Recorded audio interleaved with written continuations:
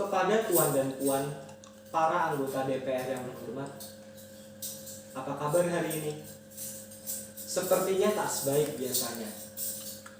Sama, di sini pun begitu. Kita semua memang sedang diuji. Hidup memang tak selalu baik kan? Seperti kami-kami ini, tuan dan puan juga mungkin lebih banyak bekerja di rumah. Kalau lihat siaran sidang atau rapat terbuka di gedung DPR sekarang sih, kelihatannya banyak kursi yang kosong. Tapi biasanya juga kosong kan ya. Tuan dan puan anggota DPR yang terhormat, saya perhatikan parlemen-parlemen negara lain fokus melawan corona. Tapi rasa-rasanya isu-isu yang keluar dari Senayan belakangan kok kebanyakan tidak terkait corona ya. Kami malah membaca DPR bersemangat membahas isu-isu lain. Contohnya, rancangan Undang-Undang Cipta Kerja yang banyak ditolak karena dinilai mementingkan kepentingan investor di atas kebutuhan pekerja.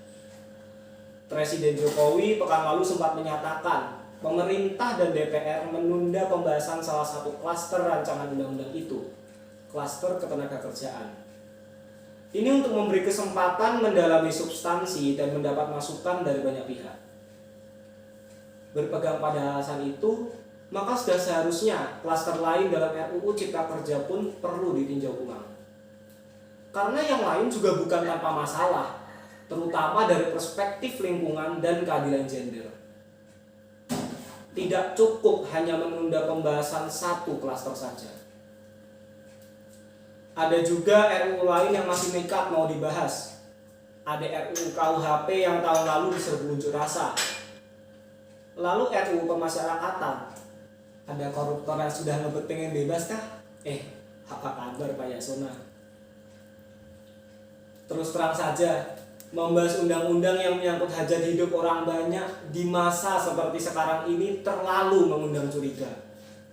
Gara-gara pandemi yang pada jatuh cinta saja berani menunda nikah loh. Ini DPR kok buru-buru banget kayak lagi kejar setoran. Tidak ada undang-undang yang tidak penting, semua penting. Justru karena undang-undang itu penting, aneh jika pembahasannya diseriusin di waktu seperti sekarang, saat dimana perhatian dan konsentrasi kita sedang terkuras bertahan hidup di tengah wabah. Produk hukumnya pun berpotensi cacat bila tidak memenuhi kriteria ketentuan. Dan rasanya belum ada aturan pembahasan RUU secara virtual.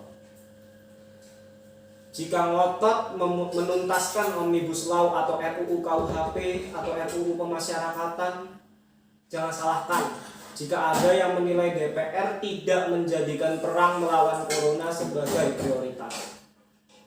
Saya percaya setiap tindakan dan keputusan di masa krisis mencerminkan skala prioritas. Atau memang inikah prioritas wakil-wakil rakyat kami saat ini? Bikin ribut juga jelas tak seharusnya jadi prioritas.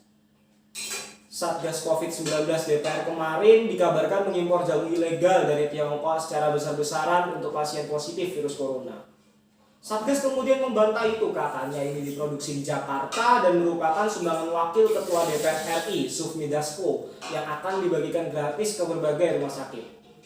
Kemudian dikabarkan juga, jamunya mengandung bahan berbahaya dan belum terbukti klinis.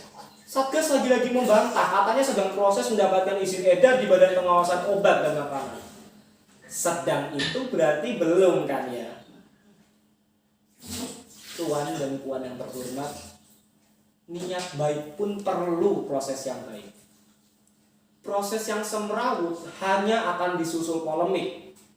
Sementara sekarang kita sedang banyak-banyaknya menaruh harapan kepada negara. Tindak tanduk DPR salah benarnya akan selalu dilihat. Makanya sempat ramai juga warganet mengkritik Satgas COVID-19 DPR RI yang berfoto menggunakan APD saat hendak berkunjung ke rumah sakit darurat Wisma Atlet menyerahkan sumbangan DPR. Ini dinilai melukai hati masyarakat. Tenaga medis kita saja bertaruh nyawa benar karena kekurangan APD. Tidak ada yang meragukan jumlah sumbangan DPR, kami yakin pasti banyak, namanya juga DPR, beli ribuan rapid test saja mampu, ngeborong jamu apalagi. Tapi ini soal rasa dan empati.